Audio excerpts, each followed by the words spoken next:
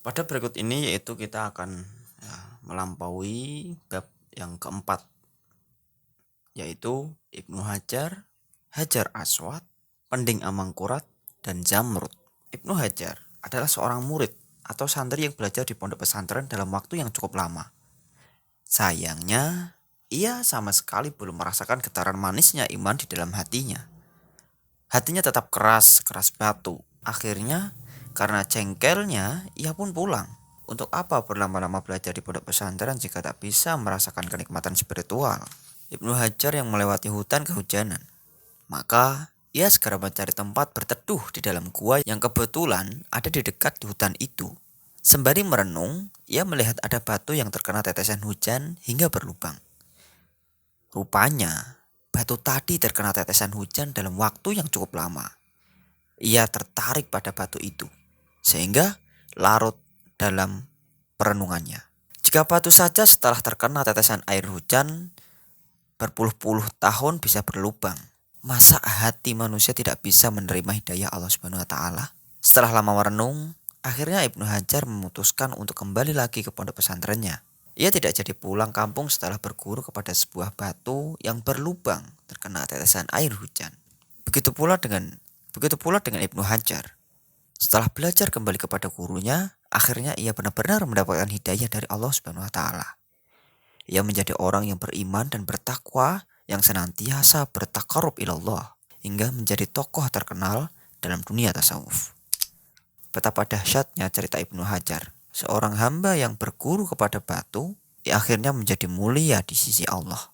Batu dalam pandangan Ibnu Hajar adalah realitas ayat-ayat alam yang harus dibacanya. Ternyata ia pun bisa meneladani batu tersebut dan akhirnya dikenal sebagai Ibnu Hajar atau yang berarti anak batu dan menjadi seorang hamba Allah yang saleh.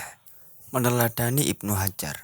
Ketika penulis bertandang ke salah seorang spiritual yang tinggal di pedesaan jauh dari kota, penulis ditunjukkan berbagai aneka batu fosil yang unik-unik.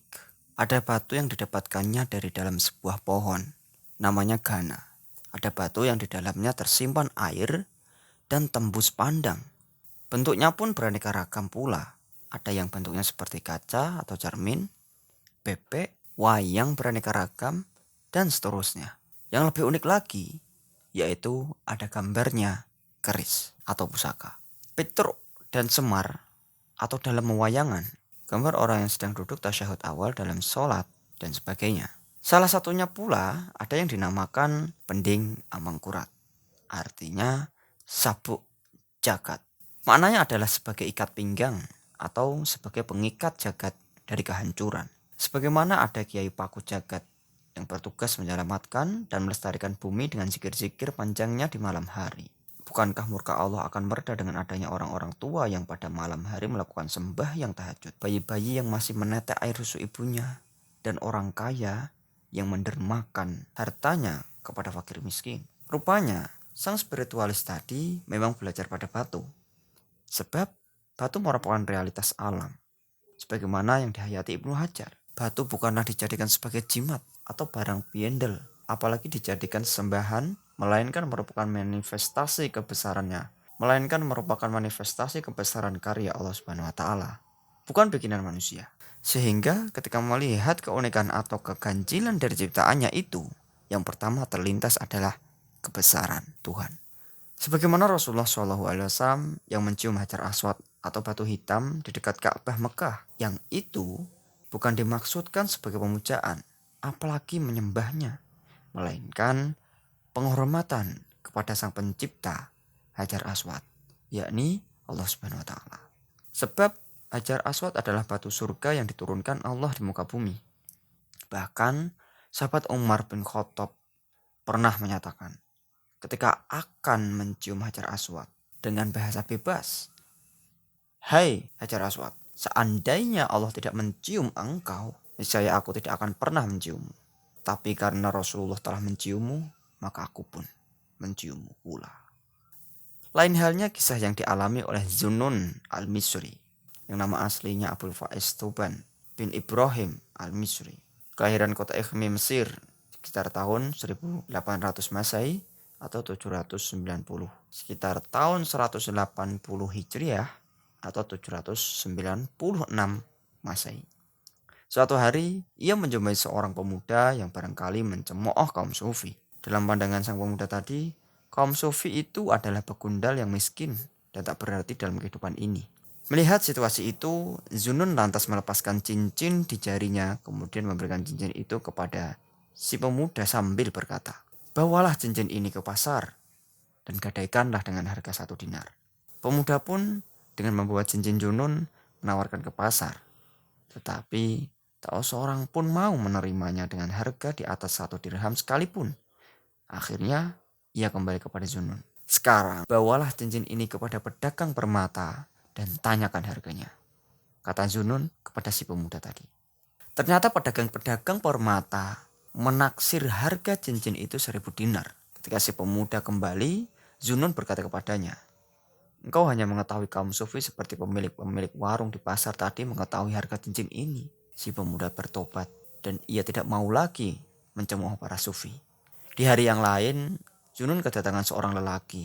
Dia berkata, "Aku mempunyai hutang, tetapi aku tidak mempunyai uang untuk melunasinya." Zunun kemudian memungut sebuah batu. Dengan izin Allah, akhirnya batu tadi berubah menjadi zamrud. Zunun menyerahkannya kepada lelaki itu. "Nah, sekarang jualah zamrud ini ke pasar.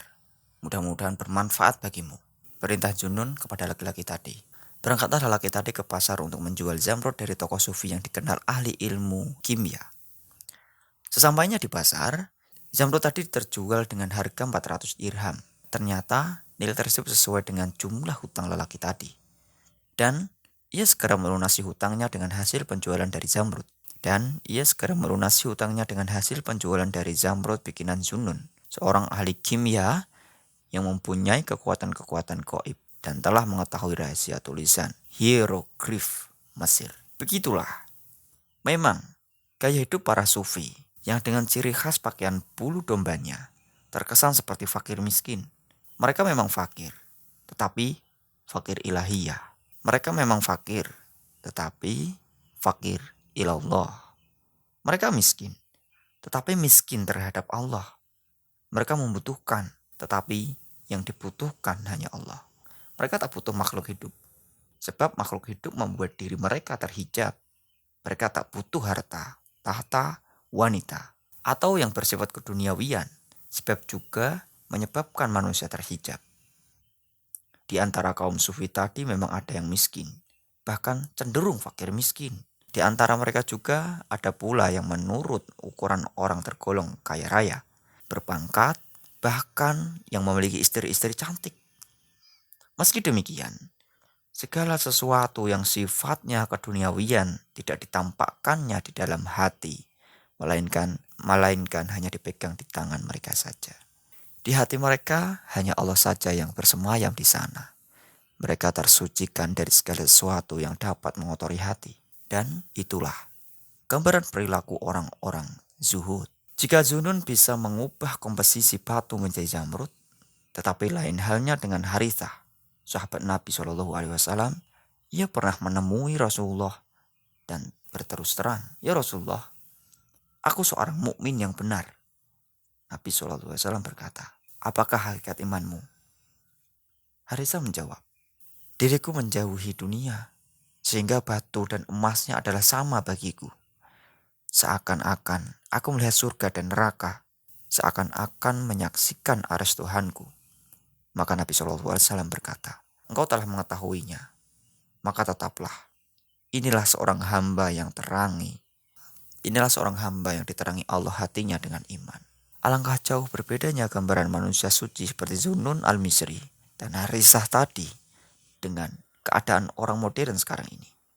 Jika Zunun dan Harithah hanya menomorsatukan Allah dan membuat jauh-jauh hal-hal yang bersifat keduniawian, tetapi orang sekarang malah membuang Tuhan, dan yang dipuja justru harta dan tahta atau pangkat. Betapa naifnya keadaan ini.